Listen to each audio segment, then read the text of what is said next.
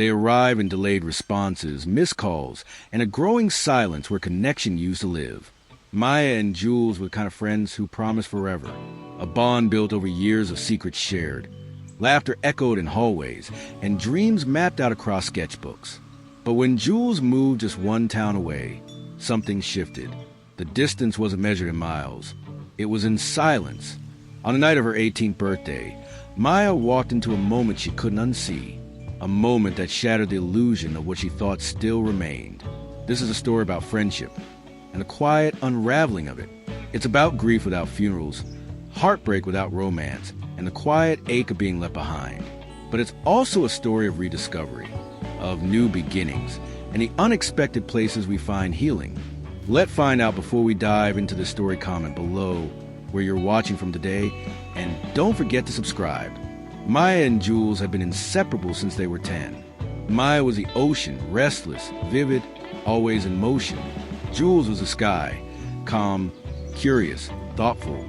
They balanced each other in that perfect, accidental way some people do. Their bond wasn't just friendship. It was a whole world they had built together, full of in-jokes, whispered dreams, and 1,000 little memories that no one else would ever understand. They grew up on the edge of the city, where the skyline met the horizon, and summers meant laying on rooftops with melting popsicles and talking about the future.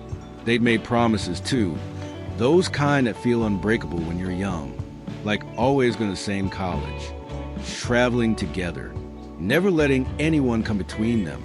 But then came the news. Jules' dad got a promotion, another city, 3 hours away. Just like that, the world they built had an expiration date. I'll visit every weekend, Jules promised, eyes wide, voice trembling like she was trying to convince herself.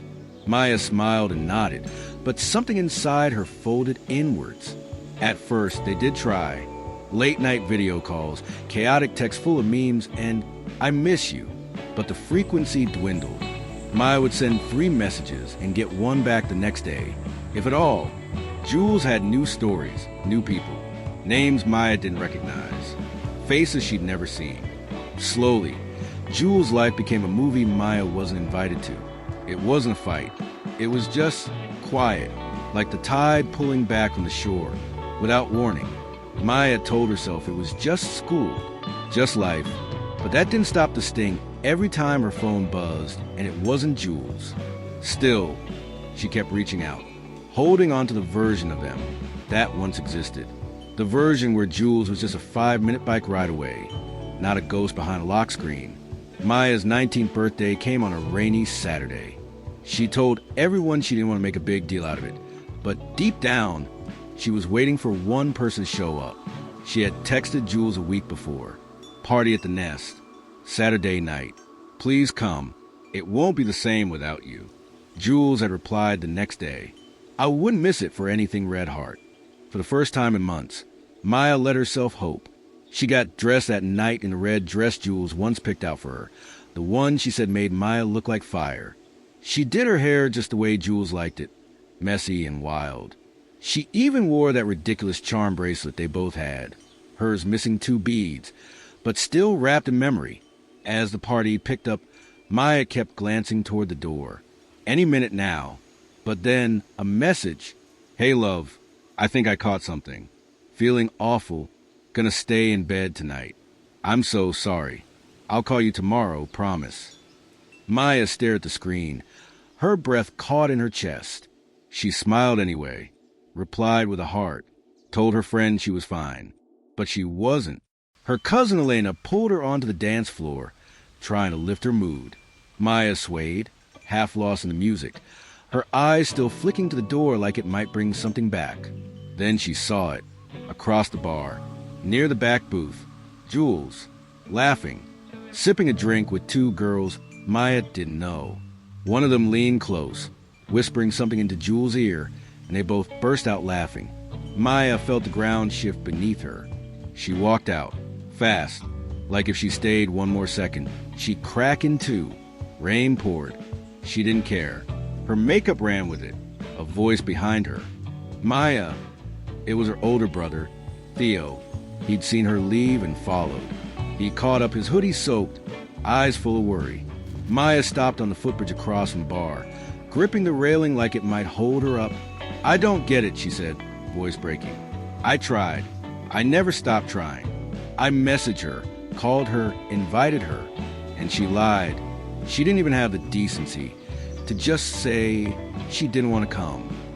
Theo didn't say anything at first. He just stood beside her, letting the silence say what words couldn't. Then he spoke, soft and clear. "Sometimes people drift not because of you, but because they've stopped seeing where they fit in your story. And the kindest thing you can do for them and for yourself is to let them go." Maya didn't speak, just cried. Theo wrapped his arms around her, and for the first time that night, she didn't feel alone. "You don't have to chase what's already walking away," he said. "You let go, and life will fill the space with someone who runs toward you instead." The next morning, Maya woke up in her hoodie, still damp from the rain, her phone buzzing on the nightstand. Messages, birthday wishes, memes. A few, "Are you okay?" Texts from friends who'd seen her rush out the party. But not from Jules. Not a single word. She stared at the screen for a while, thumb hovering over Jules' name. She thought about texting. "Why did you lie? Did I do something wrong? Were you ever planning to show up?" Instead, she deleted the thread. She didn't block Jules. That felt too loud. But deleting the messages was its own kind of silence. Her way of saying, "I'm done asking why." For the rest of the day, she wandered through her house like a ghost. She didn't want to talk. She didn't want cake. Her family gave her space. Theo popped in once to ask if she wanted to go for a drive. She shook her head.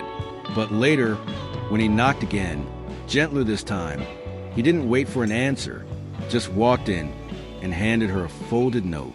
It read, "When the wind stops blowing, the leaves still fall. Some things end quietly, and that's okay. T." She smiled, just a little. Over the next few weeks, Maya unfollowed Jules on social media. It wasn't rage. It wasn't bitterness. It was clarity. She couldn't keep watching a version of Jules she didn't recognize anymore. New best friends, weekend trips, inside jokes that used to be hers. Every photo felt like a paper cut. Every caption, a tiny echo of, "I moved on." So she stopped looking.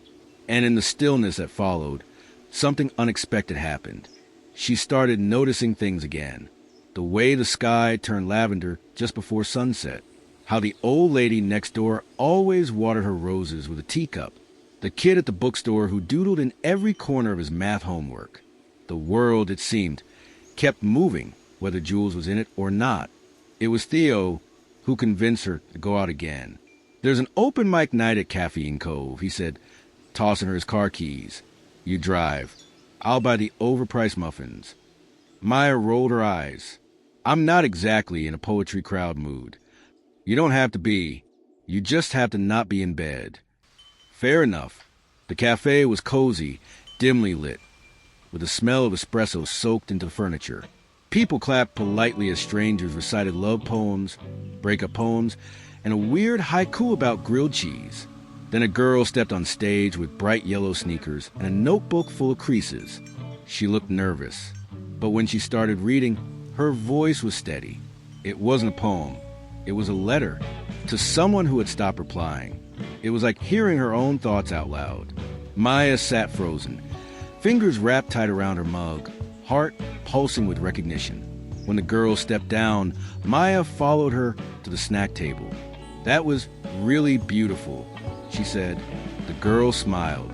"Thanks. I almost didn't read it." "I'm glad you did." They introduced themselves. Her name was Sienna. And just like that, a new thread began. One day, weeks later, Jules finally texted, "Hey, sorry I've been distant. Life's been a lot. I miss you. Hope you had a great birthday, Yellow Heart." Maya stared at the message. She didn't feel anger. She didn't feel excited either. If you are enjoying this story, don't forget to subscribe, like, and comment. Just distant, like reading a postcard from a place she'd already left behind. She typed, deleted, then typed again. I hope you're doing okay. I think we both changed. I'll always be grateful for what we had, but I'm learning to let go now. Take care, Jules. She hit send. It wasn't revenge. It wasn't closure in the way movies show it. It was peace. And peace, she realized, felt a lot like growing up. By spring, Maya was laughing again. She and Sienna met up most Saturdays, usually with too much caffeine and half-baked plans. Sometimes Theo joined. Sometimes it was just Maya and the world, rediscovering each other one morning at a time. She never stopped thinking about Jules, not with bitterness, but with warmth. Some friendships don't end in flames. They dissolve quietly, like stars fading at sunrise. Maya still had the charm bracelet, but she didn't wear it anymore. It lived in a drawer now, next to old notes and photos. A chapter, not a scar. One evening, she stood on the rooftop where she and Jules once laid staring at clouds. But this time, she was alone, and it didn't hurt. She looked up at the sky, pale blue turning gold, and whispered, "Thank you." Spring arrived like an apology. The air smelled of rain and possibility, and Maya found herself waking up without dread clinging to her ribs. It wasn't magic, just little changes, less overthinking, more music. One Saturday, Sienna invited her to a pop-up art market downtown. Maya hesitated. Crowds still made her nervous, and something about new people felt like stepping into traffic. But she went. The market was alive with color. Paintings, handmade jewelry, abstract clay mugs with uneven handles. Maya touched everything like she was relearning the texture of joy. Sienna pulled her to a booth where a guy with green hair was selling hand-stitched zines. He was loud and sarcastic, and immediately decided Maya needed to read his existential cactus comic series. She laughed, a real laugh, the kind she hadn't heard from her own mouth in months. They sat under a tree with lemonade and read tiny books about plants questioning their purpose. Maya leaned back, sunglasses slipping down her nose, and said, "This is the weirdest day I've had in a long time." Sienna smiled. Weird is underrated. It wasn't that Jules was completely gone. Her name still popped up sometimes. Mutual friends posting birthday photos. Group threads Maya had forgotten she was still in. One night, a memory popped up on Maya's phone. A video of her and Jules doing karaoke in pajamas. Absolutely butchering since you've been gone. It was blurry and chaotic and perfect. Maya watched it twice. Then she deleted it. Not out of spite, but because holding on to ghosts was no longer romantic. It was just heavy. By May, Maya was seeing Sienna almost every week. They didn't call each other best friends. They didn't define it at all. It was light, slow, real. They texted random thoughts at midnight. They walked dogs at the shelter together. They argued over music taste like it was a religion. But one night, Sienna said something that caught Maya off guard. "I had a falling out like yours once," she said, eyes on the stars. "It changed me more than any breakup ever did." Maya didn't respond right away. Her chest tightened. "Do you ever worry it'll happen again?" Maya asked. "All the time," Sienna replied. "But I also know now, if someone leaves, it's not always about me. People shift, and that sucks. But I don't shrink to keep them anymore." Maya was quiet. That was the first time she realized she was scared. Not being alone, but of trusting again. In June, Theo threw a Just Because bonfire. It was his thing, making ordinary nights into mini events. "You need people, even if you think you don't," he said, handing her a skewer with a marshmallow and a ridiculous grin. Maya stood by the fire, watching flames flicker in someone's sunglasses, and almost didn't notice when a voice said her name. She turned, and there was Jules. Different hair, same cautious smile. "Hey!" Maya blinked. Her stomach flipped, not with panic, just surprise. "Hi. I didn't know you'd be here." Jules said, "Yeah, Theo kind of made me come." A pause. "I miss you." Maya looked down. "You said that in a text." "I meant it." "Then why did you disappear?" If you are enjoying this story, don't forget to subscribe, like, and comment. Jules looked away, chewing on her lip. I didn't know how to balance everything. The new school, the new people. I thought I could keep up with everything, but I guess I didn't. Maya nodded slowly. "You didn't even try." Jules winced. "I'm sorry." The apology hung between them like smoke. Maya didn't say, "I forgive you." She didn't say, "I hate you." She said, "I'm different now," and walked back to the fire. That night, Maya and Sienna stayed after most people left. They lay in the grass, watching fireflies dance in the humid air. "You okay?" Sienna asked. "Yeah," Maya said. "Actually, yeah." It wasn't about Jules anymore. Not really. It was about how Maya had learned to breathe again. How she stopped measuring her worth in someone else's attention span. How she started saying yes to life without checking who else would be there first. As the stars blinked overhead, Maya whispered something just for herself. "Thank you for leaving. I didn't know I needed to find me." By midsummer, Maya's room had changed. Not drastically, just enough. The fairy lights above her window weren't just for aesthetics anymore. They were for comfort. Her desk, once a chaotic mess of old birthday cards and nostalgia, was now mostly clean. The charm bracelet sat in a small velvet pouch inside the drawer. She hadn't touched it in months. She didn't need to. What used to be a relic of heartbreak was now a quiet reminder of growth. She didn't wear the memories on her wrist anymore. She carried them somewhere deeper, softer. She'd learned that healing wasn't dramatic. It wasn't loud. It was choosing not to reopen a drawer just to feel something. In late July, Maya, Sienna, and a few others took a spontaneous road trip to the coast. They rented a little house with chipping paint and an old hammock out back. It was the kind of weekend that felt like a movie. There were salty chips and midnight swims, sunburned noses, and half-played card games. Maya laughed so much her stomach hurt.